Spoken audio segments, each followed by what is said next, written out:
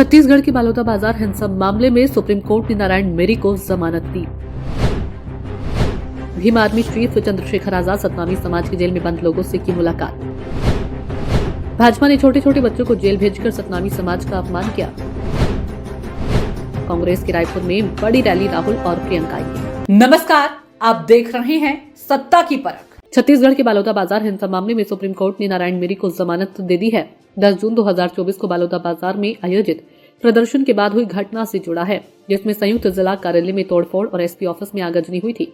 Police ने भाटापारा के रहने वाले नारायण मेरी को आगजनी, तोड़फोड़ और हिंसा मामले में गिरफ्तार किया था। उनकी गिरफ्तारी के बाद से ही उनके समर्थकों ने उनकी जमानत की मांग की थी।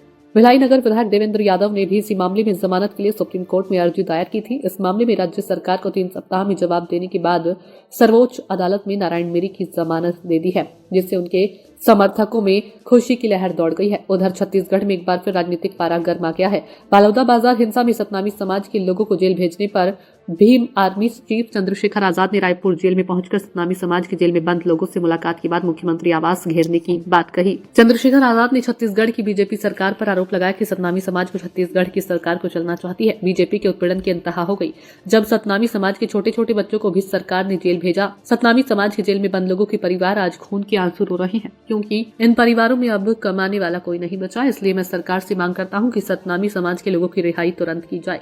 लेकिन अगर हमारी मांगों को नहीं माना गया तो फिर 20 फरवरी को देश भर में भीम आर्मी के लोग रायपुर पहुंचेंगे और प्रदेश के सीएम हाउस का घेराव किया जाएगा। क्योंकि जेल के अंदर लोगों से मुलाकात के बाद मुझे यह अंदाजा हुआ कि पुलिस ने अपनी नाकामी छिपाने के लिए इन लोगों को जेल में डाला है।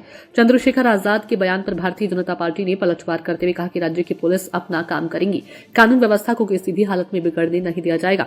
बीजेपी प्रवक्ता ने कहा कि सतनामी समाज के लिए जितना काम बीजेपी ने किया है उतना काम किसी भी पार्टी ने नहीं किया। भीम आर्मी चीफ ने कहा कि बालोदा बाजार में जो घटना हुई थी उसके लिए एक टीम बनाई गई है।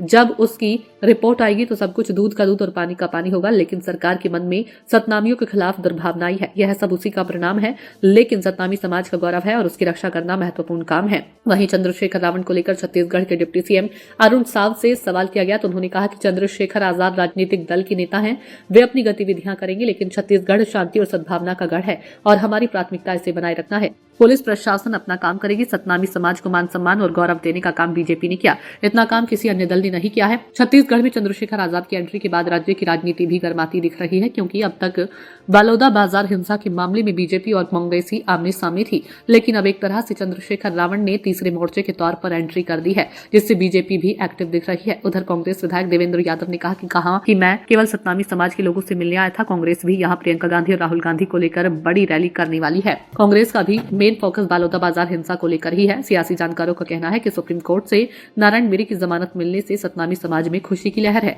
बालोदा बाजार हिंसा की लड़ाई को लड़ने के लिए कांग्रेस के साथ ही आजाद समाज पार्टी और भीम आर्मी का सहयोग मिलने से सतनामी समाज गदगद है।